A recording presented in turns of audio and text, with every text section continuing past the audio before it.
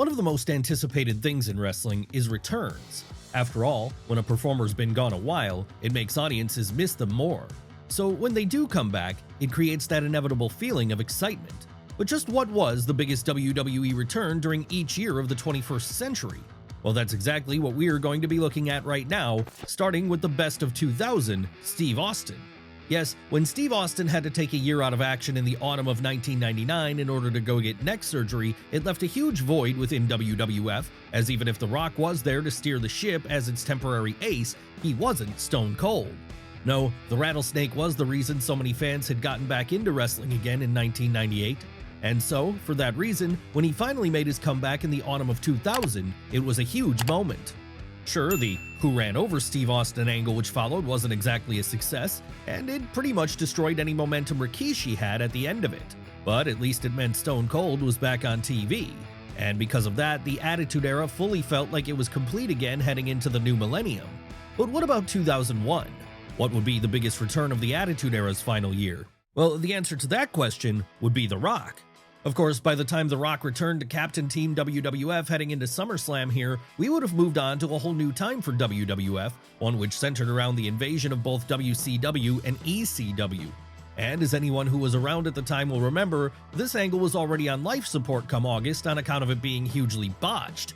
So when Dwayne Johnson made his reappearance after having spent a few months away to go and film The Scorpion King, it felt like things had been given a much-needed boost. Hell, the very fact that the People's Champion became WCW Champion here shows just how much value Vince McMahon placed in having him be part of the angle. And while it wasn't enough to turn the whole thing around, it was enough to keep it going for a few months yet before the Great One finally closed the book on the alliance by pinning Steve Austin at Survivor Series in November. Come 2002, however, he would no longer be the top return in WWE. No, this year that honor would go instead to Shawn Michaels. Why was it such a big deal that Shawn Michaels returned to the ring in 2002? Well, because after suffering a devastating back injury in early 1998, the belief was that he would never wrestle again. So much was this an accepted truth as the new millennium dawned, in fact, when HBK didn't come back in time to catch any of the Attitude Era, no one blinked an eye. That said, people most certainly would take note when in the summer of 2002, Shawn announced that he had been cleared to wrestle again, just in time to take on his real-life best friend Triple H at SummerSlam. How would this match go? Well, the showstopper would prove to be just as good as ever, if not better, making this one of the most successful returns of all time from an in-ring perspective. Can it compare to our best return of 2003, however?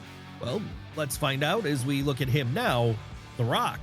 Of course, when we talk about The Rock's 2003 return to the ring, what makes it stand out more than the others is the fact that this was the point he transformed into Hollywood Rock, an incarnation which many to this day still consider to be his best.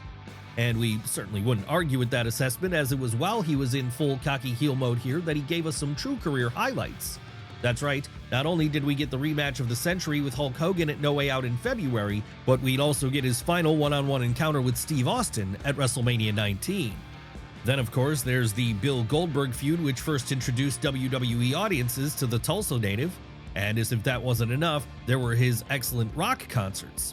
Basically, what we're saying here is that back in 2003, there was no cooler person in wrestling than Hollywood Rock, and that makes him a slam dunk for the best return of that year. As for 2004, however, well, when we talk about that year, the best return could only belong to one person, The Undertaker. Again, though, like with The Rock's return in 2003 as Hollywood Rock, there's a specific reason Mark Calaway gets the nod here, as it was a very specific incarnation of his character that returned in 2004. Yes, after 4 years of playing the role of the American Badass, it was at WrestleMania 20 when he finally went back to his old dead man guise. And this was a move which was hugely popular with fans on that night, as seeing the Phenom back again just felt right. No, it wouldn't be exactly the same Undertaker as had existed during the 90s, because as the months went on, we'd see him take on more of a mixture of both versions. But that ended up being for the best, as it allowed him to start working actual good matches and turn the streak into a thing going forward. But let's move away from 2004 for now and over to 2005 instead, as it's there we find a new entry for Best WWE Return of the Year in Matt Hardy. Now, this was one in which there was a lot of reality baked into the storyline, as it would be earlier in 2005 that Matt Hardy had been fired by WWE. Why had he been fired? Well, after he learned that his then-girlfriend Lita was having a shoot affair with Edge, he went public about it, with him berating both of them online. Obviously then, when Vince McMahon terminated his contract over this, it turned version 1 into a massive babyface with fans, big enough that they began petitioning for him to be brought back. And this would all finally happen when he supposedly invaded Raw a few months later to start a work-shoot feud with Edge. Sure, it wouldn't end well for Matt in the long run, as he would pretty much get buried here at the expense of the real star in Edge, but none of that can take away from how cool of a moment his return was. And he wasn't the only Hardy having a great WWE return during the mid-2000s, as the very next year the same thing would happen with his brother Jeff. Why had Jeff Hardy been gone from WWE for a couple of years by the time 2006 came around? Well, his substance abuse issues had made him too much of a liability for Vince McMahon to deal with. So instead of working there, he'd serve a spell over in TNA trying to rebuild his reputation. And once he was able to do this, it would be in the summer of 2006 that he finally made his comeback to WWE, with him immediately choosing to seek revenge for his brother by also going after Edge. No, this wouldn't be Jeff's peak in WWE. That wouldn't come until a few years later when he won the world title, but what this return showed was that he could be trusted to be given the ball again, and that he remained as over with fans as he ever had. But even this return had nothing on the best one of 2007, the one in which Chris Jericho was able to reinvent himself all over again. That's right, after taking a break from WWE a couple of years prior so that he could focus on his band Fozzy for a while, Chris Jericho was able to rediscover his love for the wrestling industry. And that was what led to him making another triumphant comeback this year, one which was preceded by weeks of mysterious videos hyping it up. No, we weren't outright told ahead of time that it would be Y2J reappearing to get into a feud with Randy Orton here, but enough people could read the tea leaves so that when it did happen, they were ready to welcome him back with open arms. Sure, things would get even better for Jericho once he morphed into his suit and tie-clad villain not long after that, but this initial run was what led us down the path toward that. So it can't be overestimated how important it was, just as it can't be overestimated how important our top return of 2008 was, the one from John Cena. What made this return so important? Well, it proved that Big Match John apparently has the recuperative skills of Wolverine, because after tearing his pectoral muscle in the autumn of 2007, it was believed that he'd be gone for the better part of the year.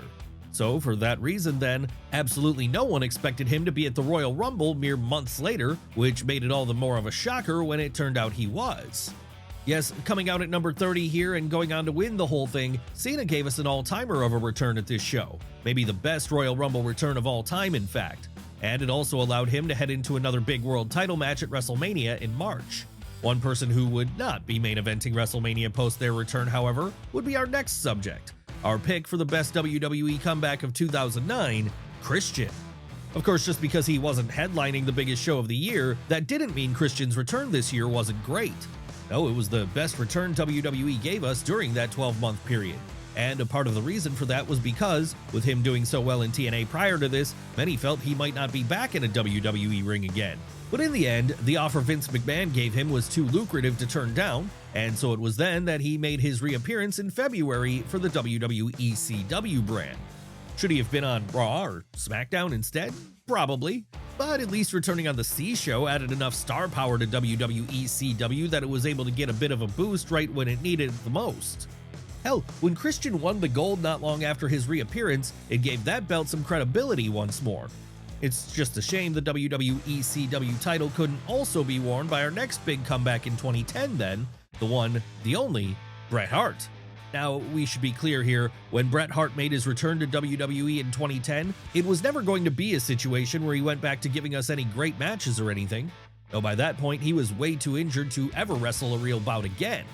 But what made it so special was the fact that it was the Hitman in a WWE ring at all, as after the combined events of the Montreal Screwjob and the passing of Owen Hart, it was assumed he'd never work with that promotion again. But there he was, in the spring of 2010, standing in a WWE ring with a WWE mic in his hand, talking things out with Shawn Michaels, and even working a program with Vince McMahon. Honestly, to see it when it was happening, it truly felt surreal. Obviously then, this makes it a great return, one for the ages. But is it as good as our best return of 2011? Well, let's find out the answer to that as we look at this right now, the comeback of The Rock. Yes, we know we've already talked about two great Dwayne Johnson returns in both 2001 and 2003 already, but 2011 was another thing altogether, as this represented the first time the Great One had set foot inside a WWE ring for 7 years. And what's more, during that time away, he'd leveled up in terms of fame by becoming one of the biggest movie stars on the planet. And even though he'd only actually wrestled one match this year, the very fact that he was there at all led to a lot of lapsed fans checking in once more. And that alone makes this a truly excellent comeback. That said, it does have a challenger in the all-timer rankings when compared to the best of 2012, the one involving Brock Lesnar. That's right, Dwayne Johnson wasn't the only big star who exited stage right from WWE at WrestleMania 20, as aside from him, Brock Lesnar would also part ways with the promotion here. For his part though, he would not follow up with a career in Hollywood, rather he would follow up with a very successful career in mixed martial arts instead by becoming the UFC heavyweight champion. As you would expect then, many assumed his time in wrestling was over forever once that happened, but this would not be the case, as it would be on the night after WrestleMania 28 that the Beast reappeared in a WWE ring. What did he do now that he was back? Well, he'd enter into a feud with John Cena, a feud which he inexplicably lost, but that aside, it was still a hugely successful return for Brock, and one which would see him end up being a semi-regular presence in WWE for the next decade and a half. One person who wouldn't stick around for that long, however, would be our next subject, the best WWE return of 2013, Rob Van Dam. No, when it came to RVD's big comeback this year, it was much more of a nostalgia thing designed for the short term, as Mr. Monday Night was never going to be the same level of draw as the Beast was. But that didn't mean Rob didn't have some pretty fun moments here, moments which included him getting right into the thick of the mid-card scene with an appearance in that year's Money in the Bank ladder match. And once that was over, he'd stick around for a while longer too, long enough to where he would even challenge for a few titles. Sure, he might not have won any of these, but this run was never about winning gold for RVD. Rather, it was about reminding fans of why they loved him so much during the 90s and 2000s, particularly during his prior time in WWE during the Ruthless Aggression era, where he'd managed to become a firm fan favorite over on the Raw brand. And it was in a similar spirit that our next return made his reappearance inside of a WWE ring in 2014. Who are we talking about here? Why, Dave Batista, of course. Okay, now we know there's an elephant in the room when it comes to discussing this entry, and that elephant is Daniel Bryan. After all, at this point in time, all any WWE fan wanted to see was Daniel Bryan being booked on top of the card, specifically in the main event of WrestleMania 30. So when the Animal made his long-awaited comeback to WWE by appearing in and winning the 2014 Royal Rumble, what should have been a great moment for him turned into a nightmare as he was booed out of the building. But even if this was the case, it wasn't enough to ruin Big Dave's return overall, because after turning heel and reforming Evolution with Triple H and Randy Orton, he'd go on to have a good run, one which even saw him put the American Dragon over clean at the Showcase of the Immortals. And then, of course, there were the excellent bouts he was involved in with the Shield before he decided to once more return to Hollywood. So in the long run then, we'd still call this one a success, as it gave us a few more months of Batista doing what he did best, just as 2015 did the same for another classic act of a prior generation, the Dudley Boyz. Of course, the better comparison for Bubba Ray and Devon's 2015 comeback to WWE wouldn't be Batista's the year prior though. Rather, it would be Rob Van Dam's in 2013 as, like with that, the Dudleys were never there at this point in their careers to be in the main event scene. No, their real purpose here was to work with a bunch of other teams and help get them over during the few-month period they were spending on Raw. Did this work? Why, yes it did, most notably for the New Day, the trio the Dudleys spent the longest feuding with here. But it wasn't just the New Day who got the rub. No, it would also be acts like the Ascension and the Wyatt family who were able to work with the former tag team champs as they reminded audiences why they'd enjoyed watching them so much in the first place. Come 2016 though, it would be back to a major main eventer return being the story of the year, as that year it would be all about the comeback of Bill Goldberg. Now here's one which many people thought they'd never see, because after his first run in WWE during 2003 and 2004 did not go so well, most assumed Bill Goldberg and Vince McMahon had no chance of agreeing to terms when it came to working together again. But after the middleman, 2K Games, got involved and had the Tulsa native act as a cover star for WWE 2K17, the door was open to both sides working together again. How would this play out on screen? Well, in one of the best comebacks in recent memory, Goldberg would do the unthinkable when, at that year's Survivor Series, he absolutely squashed Brock Lesnar in just 90 seconds, exactly the same way he had done with so many of his opponents back in the day. Yes, after all that time, WWE had finally figured out how to book the former WCW champion correctly, and it made for some excellent TV. Would the same thing be said about the act who served as the best return of 2017 though? Why, yes and no. And to find out why, let's look at them right now. The Hardy Boys. Of course, we say yes and no here because while the Hardys were booked well upon their return to WWE at WrestleMania 33, it wasn't like they hadn't already been booked well during their prior runs. No, come this point in their careers, they were already legends. So when they made a surprise appearance at the Showcase of the Immortals that year then, it was more than welcome. Hell, it was particularly great to see for audiences, as this was after each man had reinvented themselves in TNA, with Matt Hardy in particular doing so with his excellent Broken character. Sure, he wouldn't be his Broken version here, not quite yet at least, but seeing the pair play the hits from the turn of the Millennium period was just as much fun to watch as was their inevitable tag team title run. Honestly, back in 2017, this was exactly the boost the WWE tag team division was in desperate need of. But what if we move over to 2018 instead? Or there, we'll find ourselves moving back over to the singles division, as the best WWE return of this year could be nothing other than the miraculous comeback of Daniel Bryan. Really, the best comparison point for this one would be when Shawn Michaels came back in 2002, someone who had seemingly had to retire forever after a severe back injury took him out of the game. In the American Dragon's case, however, this injury was not a back one, rather it was a buildup of concussions over the years. But as time progressed and medical technology got better, he'd eventually find himself being cleared to perform again, something he announced during the lead-up to WrestleMania 34. And so began a historic second run for Danielson then, as he spent the Showcase of the Immortals that year teaming up with Shane McMahon to defeat the threat of Kevin Owens and Sami Zayn. What would happen after that? Well, a feud with The Miz and an eventual WWE title win before the year was out. So to call this anything less than an all-timer of a return would be a lie, as it allowed one of the best to ever do it to get a whole second act. But even the emotion of this comeback might have paled in comparison to the biggest one, which happened in 2019, the return of Roman Reigns. Why was this one so emotional? Well, because unlike with so many others who had been taken out of WWE on account of either injury or being fired, Roman's time on the shelf happened as a result of a recurrence of cancer, which had first dogged him as a young man. Obviously then this was very serious, life-threatening in fact. And so the biggest concern anyone had for the big dog in late 2018 and early 2019 wasn't that he hit the ring again soon, it was that he get himself healthy and cancer-free. And that's exactly what he did, because in a true heartwarming moment, it would be in the lead up to WrestleMania 35 that Reigns came out to the ring on an episode of Raw to announce that yes, he was indeed in remission, with this meaning he was cleared to return to action imminently. Who would his first opponent be during his comeback? Well, that would be Baron Corbin, but really, it was less about the match here than it was about the fact that Roman was back at all. Just as it was in 2020 when another legend made a very popular reappearance. Who are we talking about this time? Who else but Edge? No, when Edge had been forced to retire in 2011, it wasn't as a result of anything as life-threatening as cancer. That said, the spinal stenosis he was dealing with was serious enough that one wrong bump could have paralyzed him. So for this reason then, it was expected that his chances of ever hitting the ring again after that were zero. But like with Daniel Bryan, advancements in medicine led to Edge eventually getting cleared once more in 2020, with this all resulting in a surprise Royal Rumble appearance that year. Sure, much of what came next for Adam Copeland could be considered underwhelming on account of the state of the world back then, but that can never take away from how impactful his return was, as it felt like something pretty much all fans had accepted that they would never see. Hell, many of the roster in 2020 assumed they'd never get a chance to wrestle the Rated R superstar, so it was a big deal for them too.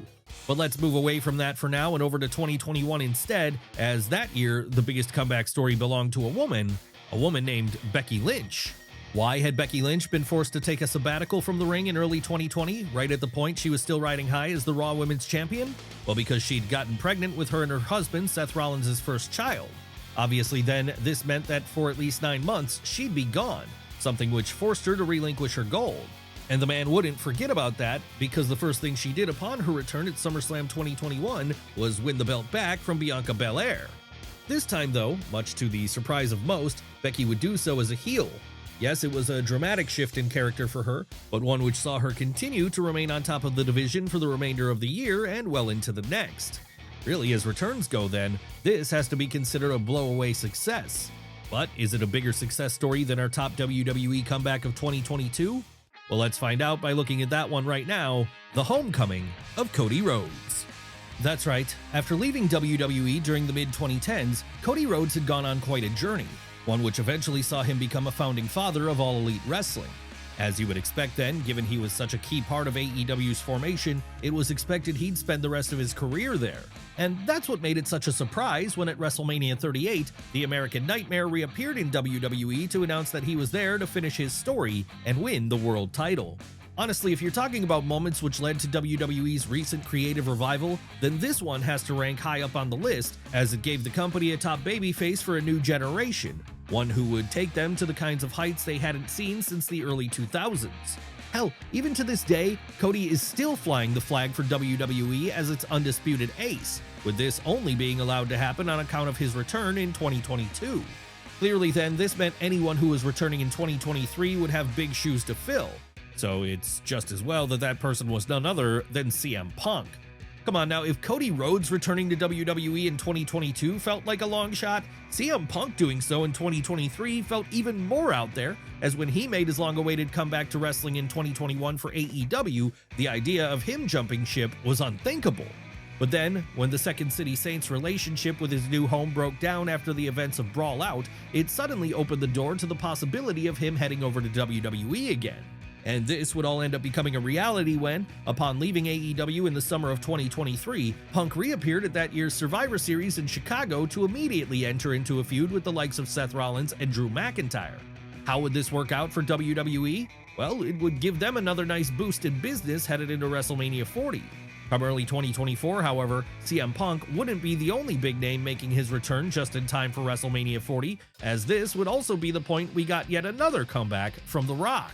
This time though, what made The Rock's return different was that he was now a member of the board of TKO, making him pretty much the highest ranking official in WWE who wasn't named Ari Emanuel. So rather than just play the role of a wrestler as he had before, he now had all the power in the world to wield as part of his villainous final boss character. And that was power he would abuse in the lead up to WrestleMania where, while standing in the corner of his cousin Roman Reigns, he did everything he could to stop Cody Rhodes from winning the WWE title. Obviously then, this would lead to big business for WWE, and even a creative peak as WrestleMania 40 is now thought of as the high watermark of this current era. Would it have been this way without Dwayne Johnson? Maybe, but it wouldn't have been quite as good even if it was. So because of this, whoever got the spot of Best Comeback for 2025 was another person who had big shoes to fill. But when it comes to Charlotte Flair, she's someone who's already very used to filling big shoes, so this was no problem for her. And that meant when she reappeared inside of a WWE ring at the 2025 Royal Rumble, she was more than ready to go on and win the whole thing, with this booking her a ticket to challenge Tiffany Stratton for the WWE Women's title at WrestleMania 41. Sure, she wouldn't win that match, but she would bounce back as the year went on, because it would be in the summer that she formed an odd couple tag team with Alexa Bliss. And so popular was this tag team, it would actually turn the Queen babyface again, a feat few could have foreseen coming. So this has to make her WWE's best return of 2025, as she's completely revamped her persona with fans, all while continuing to be one of the top acts on the SmackDown brand and a women's tag team champion to boot. Who will fill her spot in 2026? Well, that remains to be seen, but whoever does will have a tall task ahead of them in living up to all the great returns we've looked at today, the ones which served as the best WWE has had to offer this century.